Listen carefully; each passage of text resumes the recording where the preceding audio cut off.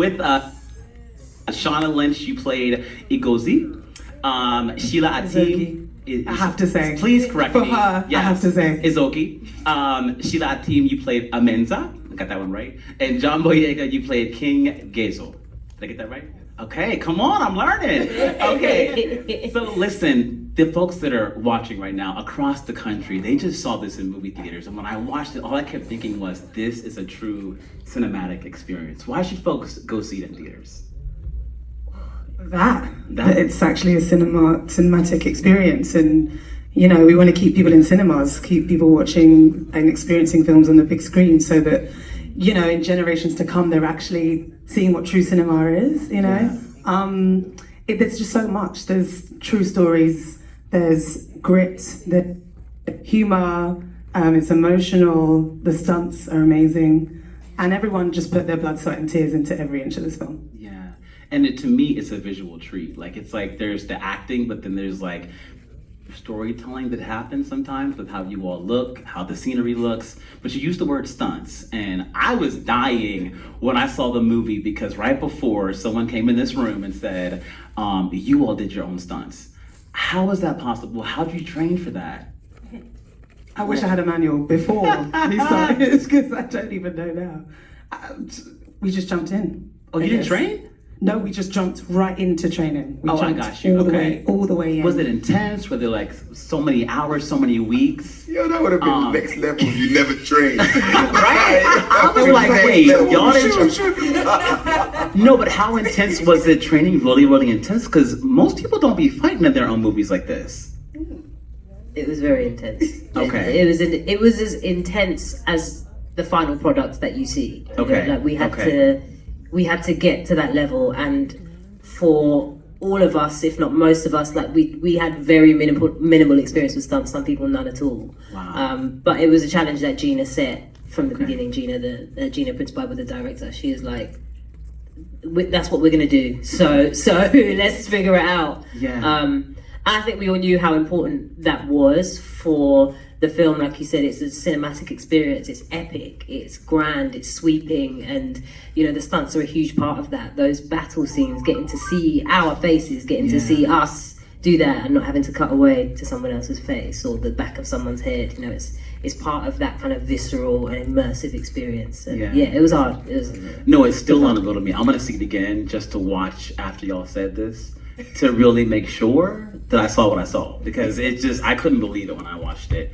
And John, you didn't fight. Your character didn't really fight in this movie, but you got to observe. Yes, of course. All that was going down. In itself comes with its struggles. And the movie, you know, it's called The Woman King, but the Queen, Viola Davis, I heard she really led the charge with like immersing herself physically in the role. What did you observe, John? There was a lot of commitment going on. I think that when I came on set, I really felt the vibe, and I felt the energy of the movie, because there's something about dedication with actors, and when you see them effortlessly just reflect the character in between takes, like they transform their bodies so much that when they were just walking in between takes, you were like, oh yeah, they can't even throw those characters off. That's real muscle.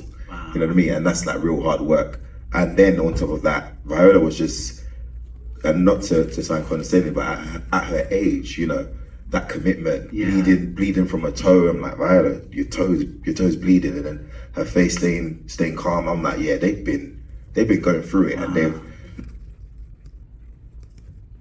complained about certain things because they've seen they've been there, done that. I was like, the sun's in my eye. They're like, yeah, we know. Yeah, right. Yeah, I'm like, you know what, man, this is serious. So I had to get committed as well. That's crazy. No, John, but you mentioned Viola Davis's toe bleeding. I heard on the first day, your first day on set, maybe you saw her like her foot was bleeding, and she just kept going. I don't know what happened. I just looked down and I saw some blood, and it was coming from her toe, and I said, Viola, your toe. She looked down and just went, like, this ain't, she looked like this is nothing. This is nothing. We've been doing this. I'm like, let me just, you know, my Wow. I'm gonna get a little bit deep because when I watched this movie, it was just so powerful to see you as Black women playing warriors and these just strong, resilient, unapologetic women, and also seeing you play a king. Was there anything that you had to unlearn as Black women to play these roles, and same for you? I guess the disbelief, having not experienced this before at work, you know, stepping into your workplace and having the people in front and behind the camera be dark-skinned people. That's something that I didn't have to get over, but it's something that I had to get through in just stepping in and accepting it and being like, this is how it can be, actually. Yeah. It wasn't so much me getting over things for myself. It was now taking on the responsibility of ensuring the industry continue in this way. Personally, in the character, I think I'll speak for myself, we just ran into it. Like, I just was like, ancestors, come in, do your thing, please, because I genuinely don't know how we're gonna do these next few months. We need you to come tap in to give us the vibrations. Ooh, I want that in my life. And Sheila and John, before we started rolling, you guys, y'all missed Uganda, Nigerian family. You were actually speaking in the native dialect, which was amazing. Did you, in your wildest dreams as kids, when you thought about being an actor, did you think in your lifetime you would be in a movie like this that takes place in Africa, all Black cast? Do you think that kind of project was going to be greenlit? No. You know? I was definitely not thinking about that. No. Wow. I remember when I saw Last King of Scotland, and I wasn't a kid, like I was like a teenager, and I was like, Uganda? What? Yes. You're talking about Uganda? And like, you know, for anyone who's seen that film, it's a pretty harrowing film, but I was like, oh my gosh, it's like my people. And that was, you know, a big eye-opener to me, that was something that was even vaguely possible in a way that wasn't, you know, we weren't caricatures, or we were real people.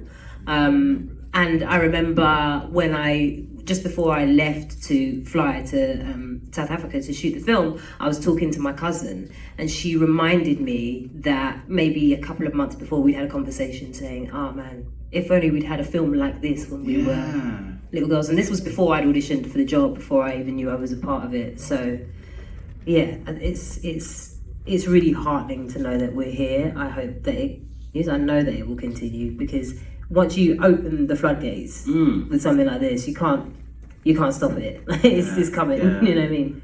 And it's so well done. I'm so curious. Also, when I was watching, I'm enamored now with the Ogoji, the Ogoji women. Was there anything that you guys learned or observed that wasn't in the film about the Ogoji? I naturally wanted to say things that were in the film because they struck me. Anything left out that was impactful, that may have been something about the Ogoji women that audiences didn't get to see? No? Do you know, most of it's in there, to be fair. I think the only thing that I would say is that the training process was a lot more grueling than is in the film. Because they were really being taught to try and desensitize themselves as much as possible, not just physically but emotionally as well. So, you know, it was hardcore, from the things that I vaguely remember Gina talking about and being like, we're gonna, you know, we're gonna go with this selection of things. We ain't doing all that. We're trying to do the PG-13, you know, but it's it's hardcore. They weren't pulling any punches. The stakes were really high for them. As you see, so many of them came from different places, and it really was this was their last chance as young girls to make something of themselves, or be sold off, or be killed, or be deserted. So, you know, there was kind of no...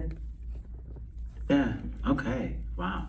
And John, I feel like you've already shattered, in my opinion, some glass ceilings in Hollywood with your work. And when I saw you in this, I was like, wait, that's John Boyega up there. I think he's really in this role. And I heard that Viola Davis emailed you at some point to be in this. First off, when Viola Davis emails you, how do you act? Do you pass out? You know, and what'd she say? No, I was definitely surprised. But definitely, it was an email just him invited me to come on set and join the cast on The Woman King, and how she really liked my work and wanted me to play King Gezo. And also Gina sent me a lovely email as well with a nice message saying, talking about my work and certain elements of my views and what I've expressed publicly. And then from there I was just like, yeah, I'll come down for sure. This sounds like this is timely, this is something I need right now. And this will be a good experience. So it worked. Yeah.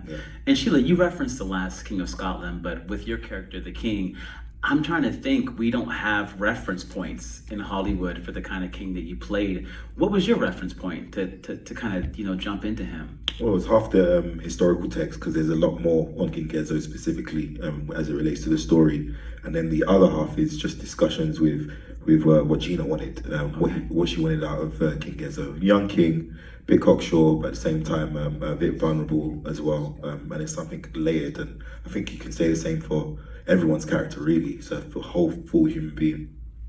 Yeah.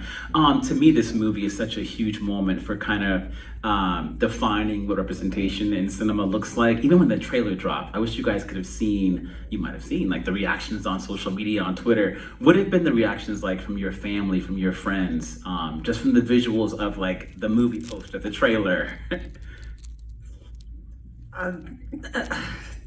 Mix of belief and disbelief, I guess. Like, belief because, like, yes, we've been wanting this for our entire lives, and disbelief that there's just so much power to look at within the people, within the history, within the actors, the cast that are here sharing one screen, within there being Viola Davis, Gina Prince-Bythewood. There's just so many ticks in different parts of the film, and just how rich it is, how rich it looks, the colors, the feeling. You really get the energy from every part of the film.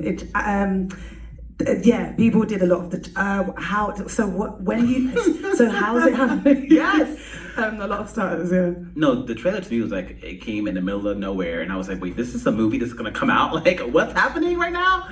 And it does not disappoint. Like, to me, it exceeded my expectations, which is pretty crazy. And Sheila, I loved you in the movie Bruised. And a lot of fighting happened in that movie with Halle Berry. Did she know you were getting this role when you got it? Halle was instrumental in me. Really? Tell me. That's my question. Yeah. Actually, Bruised as a whole was okay. So the editor of The Woman King, Terlin Shropshire, was also the editor on Bruised, and has edited everything that Gina has done. And so she was the one who was like, somebody you should think about for a Mensa.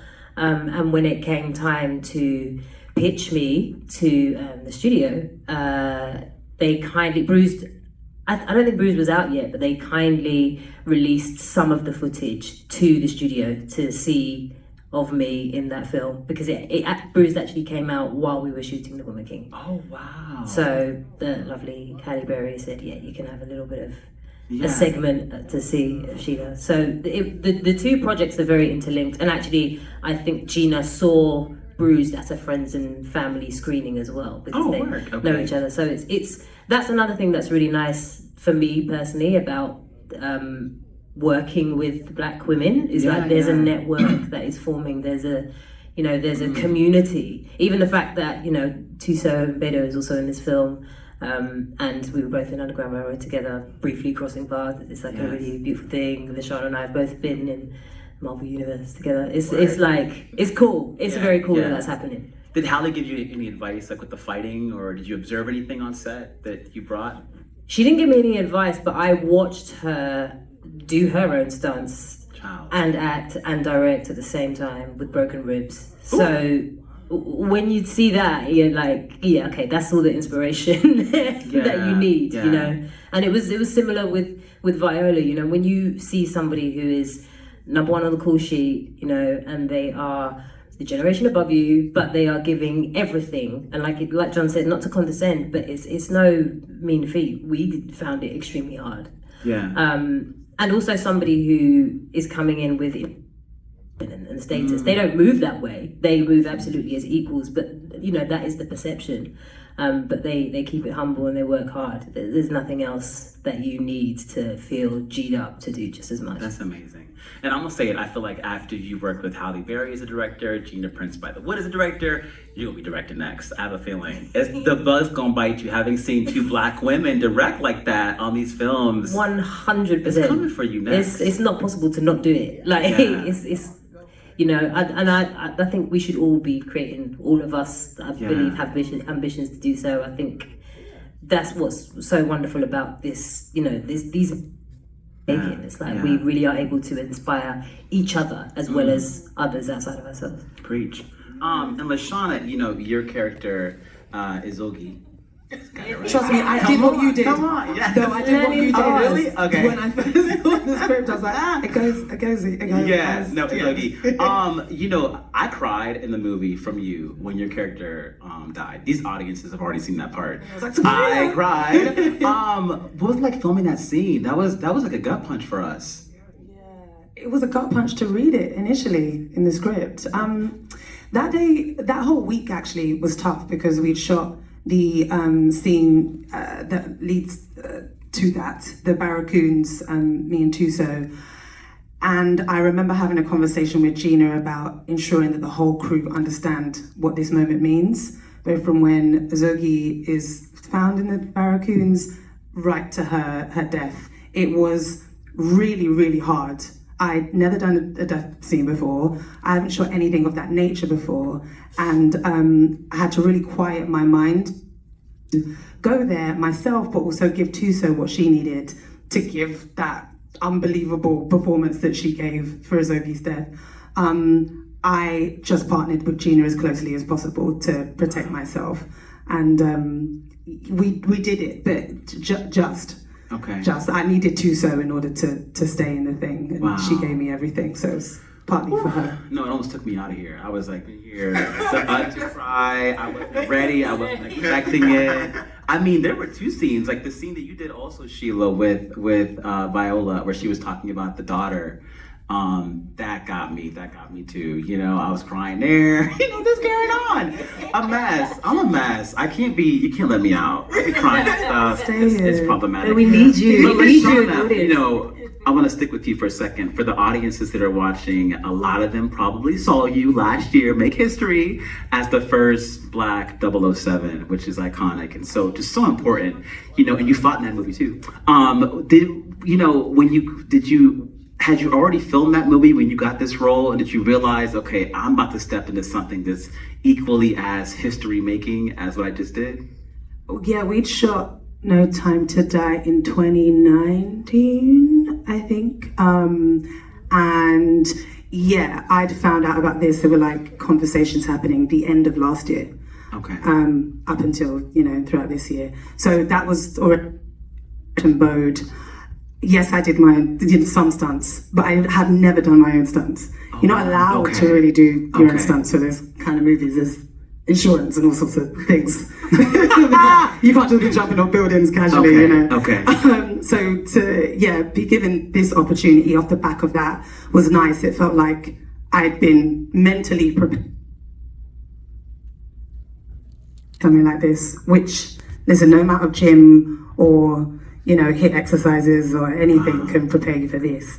But I'm glad that I had a bit of foundation at least. I have an idea for the marketing team, a Woman King workout plan. Like that could be a whole marketing plan. We've got it. Y'all got it already? Gabriella McLean, the personal trainer. Our trainer. Okay, because I want to get on it. I'm ready to do. Yes, I'll break an ankle. I'm ready to go. I told you about that already. You've already been there, done that. I'm ready to go. And I want to talk about, to me, this film getting here, and Viola talking about the struggle of getting this kind of film made, the box office. I think about Black Panther a lot, how that film and what it did, what it represented, sort of might have opened doors for a film like this. What do you think about that, John? Yeah, I think it's continuation of the celebration of what Black Panther offers to other movies.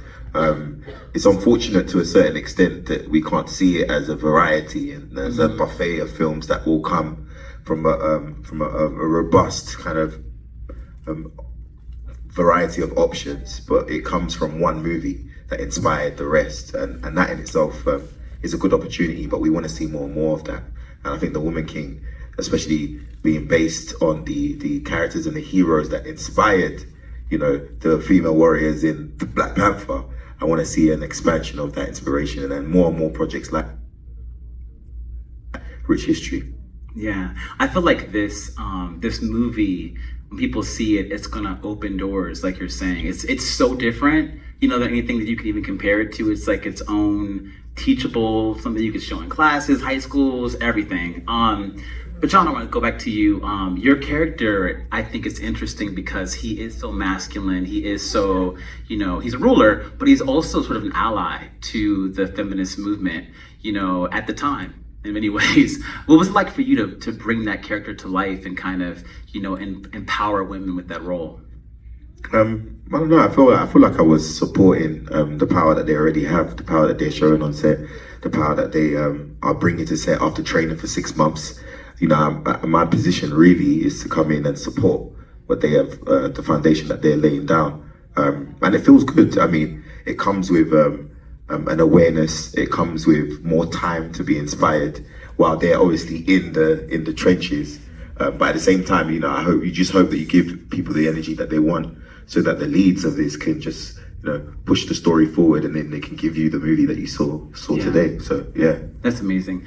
I know the audiences that are watching probably are also, like all of us, huge Viola Davis fans, right? Was there something that you learned from Viola Davis that you will take with you for the rest of your projects, whether it be, you know, her acting craft or something, even the business of being Black in Hollywood, that you'll take with you? Something she did in between the lines, you know. I want each of you to kind of say what that is. I mean, kind of all of that. Her teaching, which is not necessarily intentional all the time. You know, sometimes she just is. She's teaching without realizing she's teaching. But it kind of covered all of those bases. I think from a craft perspective, I really took away the attention to detail that she puts into her work. Every single word has to make sense to her. And if it doesn't, she will interrogate it and she will question why, and she will try and find a motivation for it. And she, you know, she's always going back to character, always going back to story, always going back to relationship. She never just says something for the sake of it, or something that rings false to her. I think that's really admirable, because it can be easy to slip into habits where you just kind of glaze over a line and go, if I say it in a kind of intonation, then maybe I can get up and do that. And that's the real mark of a true dedicated actor, to be able to do that. And yeah, then you guys can speak about it, but all the other stuff, she teaches so much. Everything you said, and also she's not scared to put her hand up and say she doesn't know something. Ooh. Which is amazing to see as an actor, still finding their way, still figuring out what it's like to shoot a movie like this. How am I going to do my own stunts? How do I shoot at 3 a.m. at the same time as staying calm and relaxed and giving 100%? She just has a way of. There was a time on set when I think a majority of us were in, and there was something in the script that we were fighting with, and she went, "How? I don't really know what this means. How do we get around it?" And I was like, I don't know. I was hoping you would know. Yeah.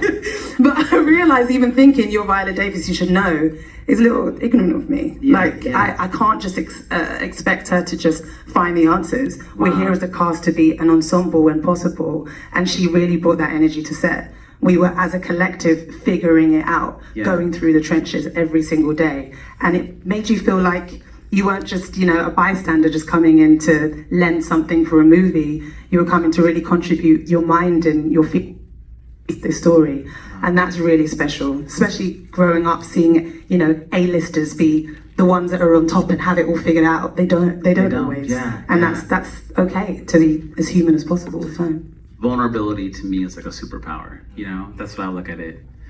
John, do you have a Viola lesson? Yeah, definitely. I think it's the strength in the vulnerability, and we're seeing that with you know, her sit down with Oprah, in which she was so open about her past. And as Sheila said, it's not a preachy thing. She just is in moments. She's just sharing. and from that you take strength for yourself. And she has a great face moisturizer. It's just right. so we don't always have to talk about the serious stuff, man. Oh, skin be popping. It especially makes out there in no South sense. Africa. Yeah. I mean, all of you, to be honest, but Yeah. they just out there they was included? Oh. bare and just Yeah. moisturized. Smells really nice as well. Yeah. Oh, really? I didn't know that part. And also, Let it I out. just want to Let say, it out. Exclusive. Let them know it's okay. Wow. so Wow. Okay. we went over to hers one day and I was like, don't sniff her. Oh God. Don't. I'm making it a life goal of mine. Cinemark audiences now. That's like on my bucket list now. Moving forward, okay, moving forward, and I know you guys that are watching, the audience probably feel like me, like your adrenaline's up. You know, you just watched this movie, and I feel like y'all leave us wanting more. Like for us, the audience, I think you agree, it feels like there's more story to tell. What say ye to a sequel? do y'all think that there's more story? Listen. I mean, I won't be We're tired, innit? No, but you know what? I think what's nice about that is that hopefully that impetus, that feeling of there's more, will go and fuel other things. Not just The Woman King 2, but it will galvanize people to say, there's more in this story and other stories. Like John said earlier, it's the continent of Africa and the world, but the continent of Africa is so rich in its history, in its diversity. You know, it's a continent, it's not a country. So yeah, let's kind of use that actually, that energy that people might be feeling to expand our horizons. That's my way of saying I don't know if I can do that stunt training. We doing the Woman King workout plan. We are doing the Woman King workout plan. We got this. I did it already. We got this. What do you think, John? Should there be? I mean, look, first 5 minutes for me, I need to pass away. That's That's what I'm going with her. Yeah. Just the hand, close up of the hand. I said I'd go with her as well. King Gezo And as well. Menza's her, do you know what I mean? Yeah. She's live and die by. So that. The young You already generation. did. The young generation. That's what we're saying. Yeah. Okay. The younger There we go. generation. That's true. It's That's all on true. Tuso. It's all on Tuso. Exactly, yeah. Well, I know it's late here in New York City, and you guys probably are exhausted. Folks that watch this movie, emotionally drained like me, probably crying. So I'm gonna ask the last question. To me, this film is really a conversation starter. When you walk out, you want to talk. You're gonna want to get in the car and talk to folks. What do y'all want the conversation to be? I be asking tough questions, I know. Like, You're good now. thank you. No, but what would you like the conversation to be for folks after they watch this movie? I hope that folks are open to talking about the complexities of this film. For me, I think a lot of people had assumptions about what they thought this film would be. They thought it would be quite simplistic and quite a propaganda movie in its explanation and its portrayal of these women, and it's really not.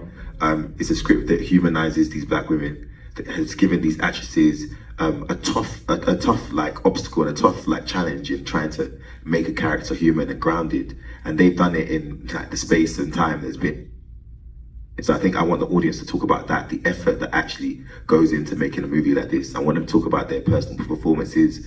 I mean, Lashana Lynch, Oscar nomination, God willing. No. Nah, I know you be thinking it. We I thinking was it. I'm gonna feeling say it. I was feeling it. Feeling Yes. I'm feeling it too. Yep. We ain't told it that, but I'm gonna say it. Let's say but, it. I'm just hoping that those are the conversations. all good. that No. we I'm get gonna lead from the that. campaign. Yeah. Yes. Don't worry. I got Someone you. else will Watch. speak. Don't worry. Someone else will do it. I'm gonna do it. I'm gonna do it. We'll do it for you. I go It's on the not like Today prayer. Show, etc. I got this. I felt it, Look, and I hope said it they recently. really see that and Yeah. are talking about Yeah. it. Yeah.